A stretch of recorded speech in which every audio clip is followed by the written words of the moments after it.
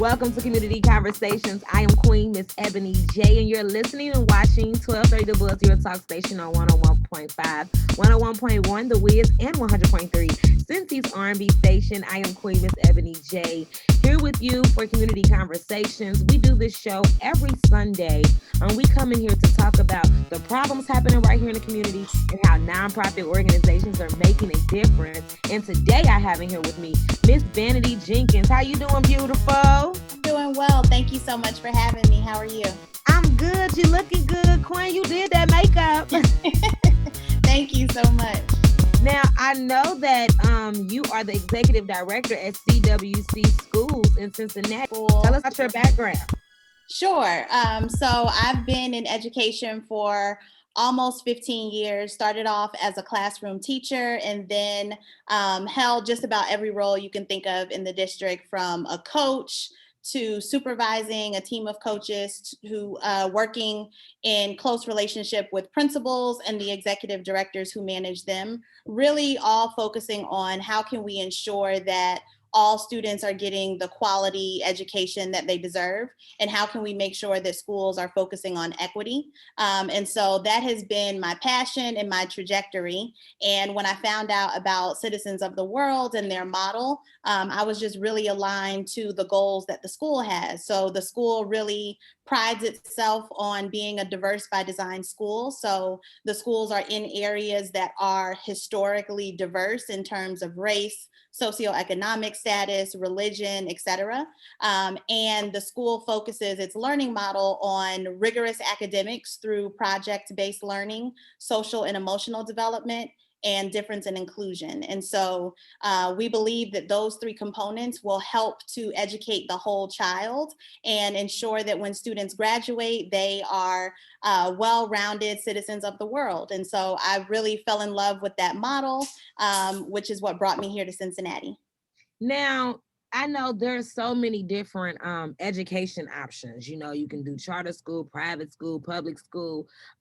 What made you decide specifically charter school and specifically CWC?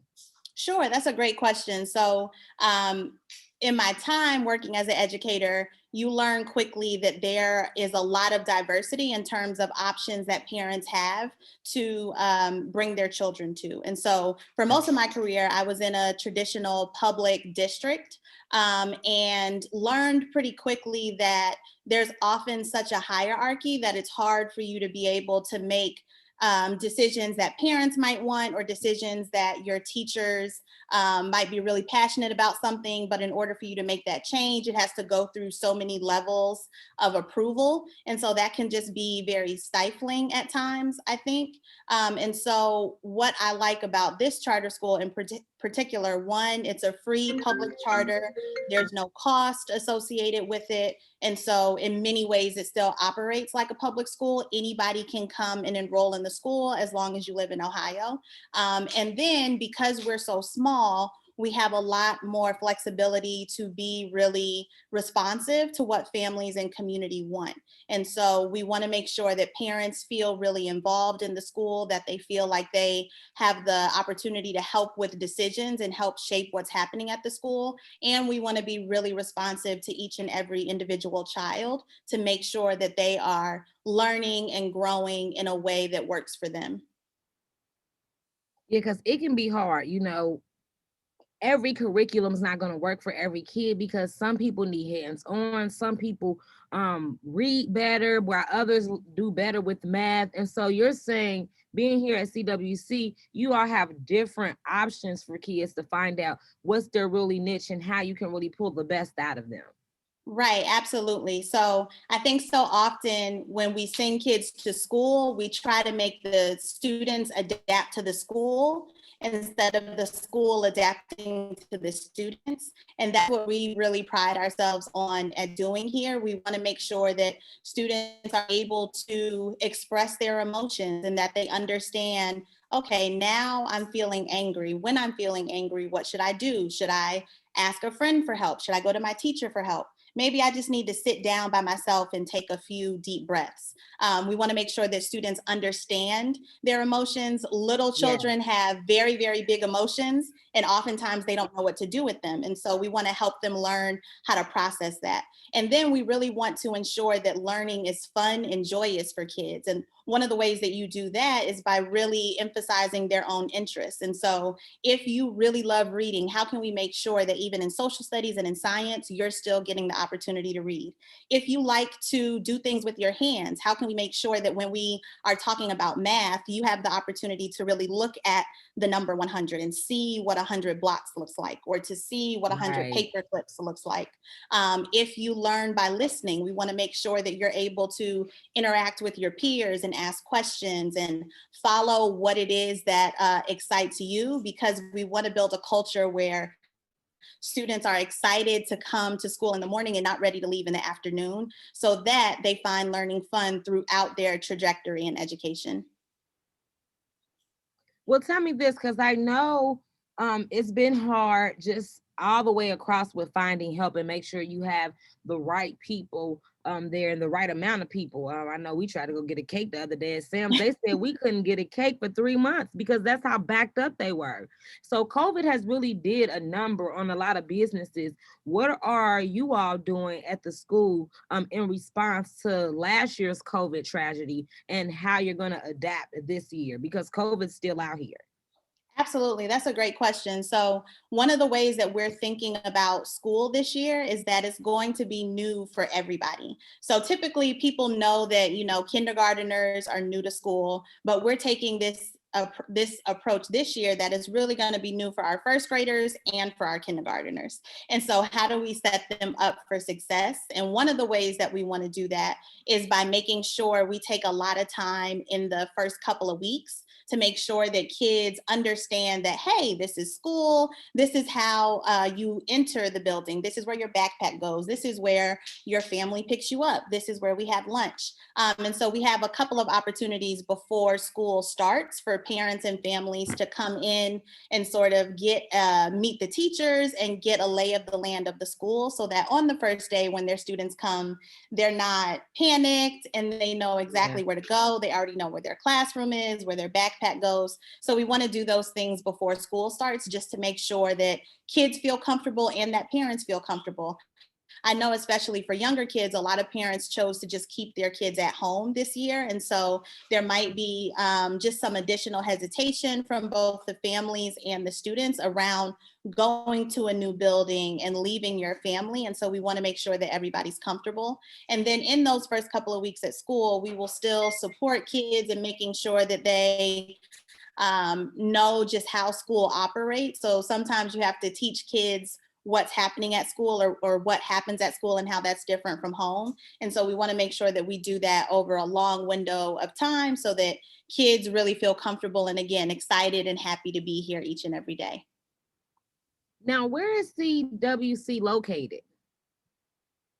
We are in Madisonville. We are in the old Bramble building. We're actually having a Back to Bramble event for all alumni of Bramble Elementary. We just want you all to be able to come in and take a tour of the school, see how it's changed, and really just relive what it used to be when it was Bramble Elementary. And that's on July 17th from 5 to 7. So feel free to stop by.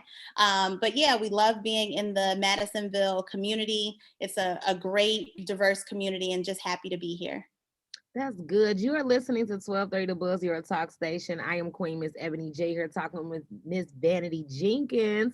You're listening to 1230 The Buzz, your talk station on 101.5, 101.1 The Wiz, and 100.3 Cincy's R&B station. Now, the school year is almost here, and we just want to make sure that you know the different options that are out here when it comes to enrolling your kid into school. And so I have Miss Vanity here with me, who is the executive director over at Citizens of the World. And she just basically talked about how the school is different, the things that the school provides. And clearly, here, your baby is going to be able to get a different kind of education, but one that's tailored to what's going to help her excel and what's going to make, I want to say, her learning style, right? Because, like she Mhm. said, babies go to these schools and they adjust to what the school has, but they adjust to the student. So my follow-up questions to you are, how are you planning to make an impact, not just in the community, but at CWC?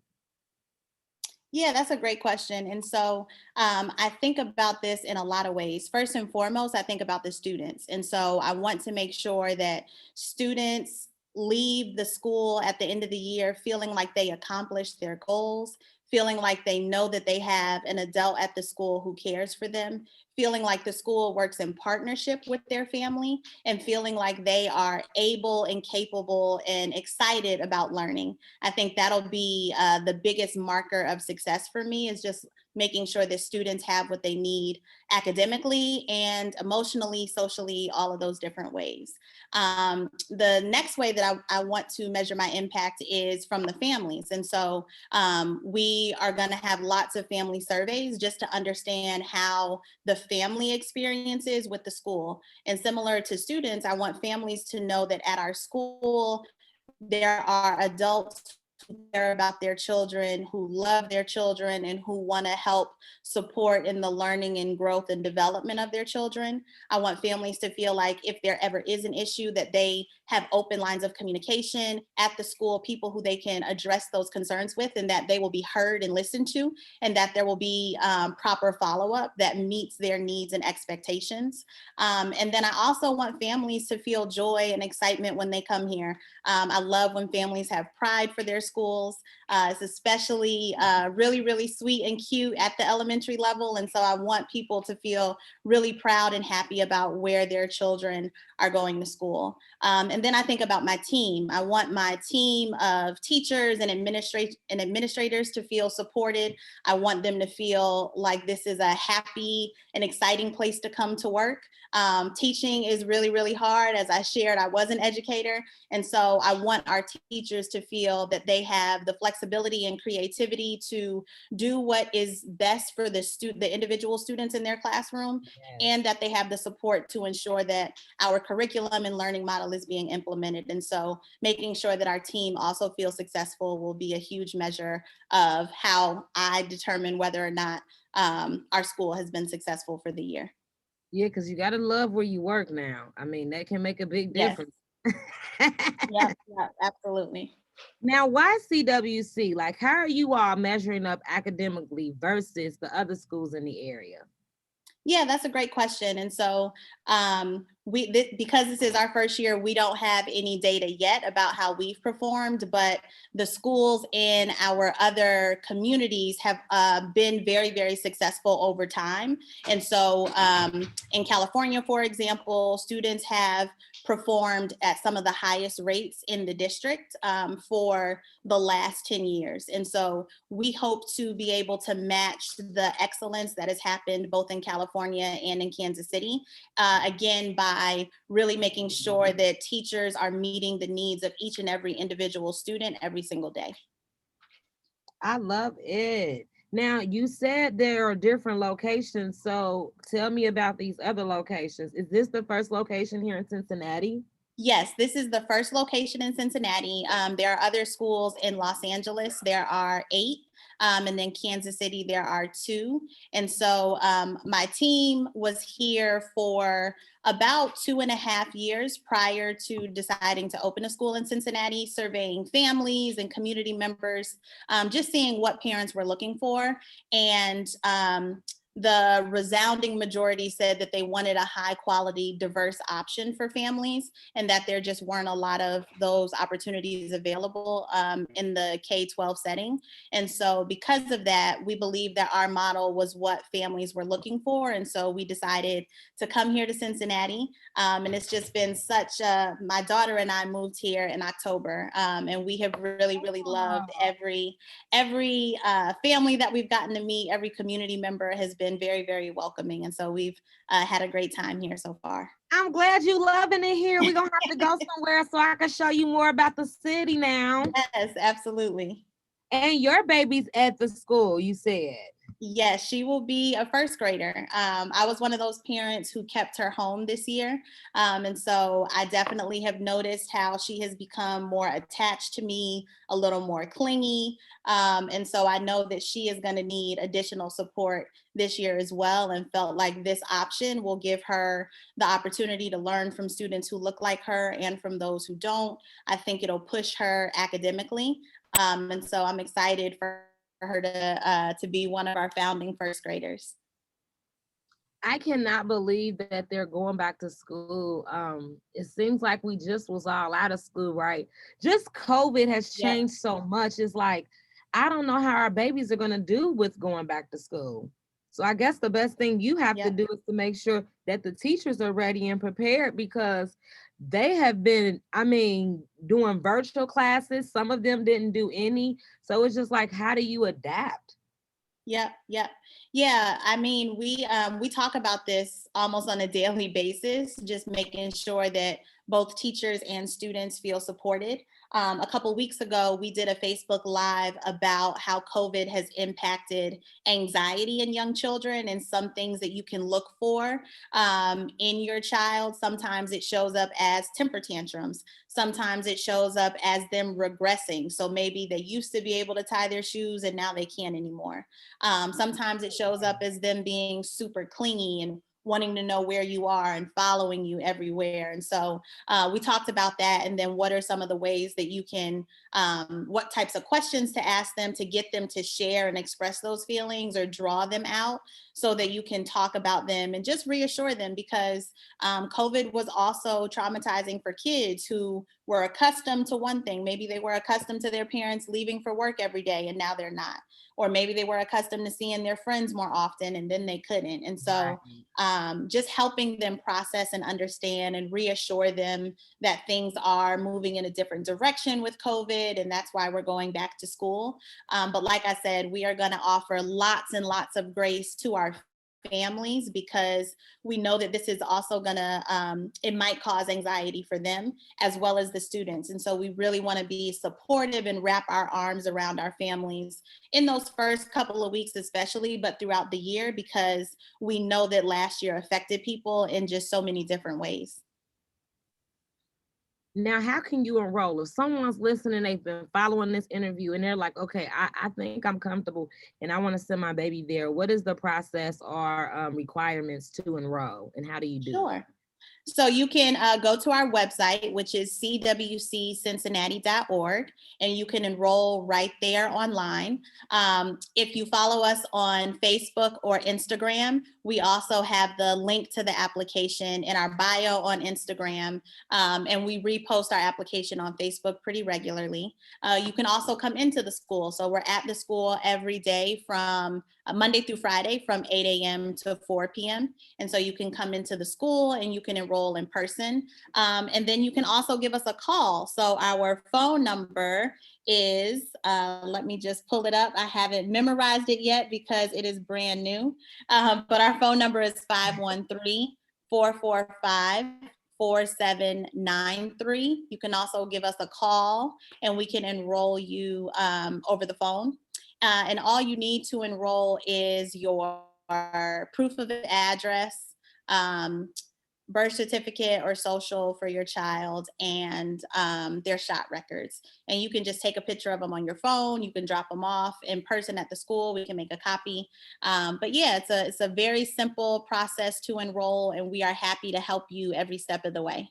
Yes. Now I gotta ask you this because I forgot. What age does the charter school go up to? So we this year we're just kindergarten and first, but we will add a grade every year. So we will go to K through 6 eventually. Okay, I like that. But we're gonna start small just to make sure. So yes, your baby will be one of the founding first graders. Yes. So yes, thank you so much for coming to talk to us about citizens of the world. Again, welcome to the Queen City because this is the first year. So I'm super excited about it. I'm definitely gonna have to come check the school out. And again, parents, if you're listening and you want to send your baby over, all you have to do is stop on by. They can give you a tour, or you can call so you can get more information. Give them the number again before we go. Yes, of course. Our number is 513-445-4793. Thank you so much, Miss Vanity. I appreciate you for coming in. Thank you so much. I can't wait to have you at the school. This is 1230 The Buzz. Your station 101.5, 101.1 The Wiz, and 100.3 Cincy's R&B station. If you would like to be a guest on the show, make sure you shoot me an email now, msebonyj@radio-1.com. I'll see you next week. Make sure you get your babies enrolled to school. The Citizens of the World is definitely the place to go if you're looking for a charter school option. See you next week.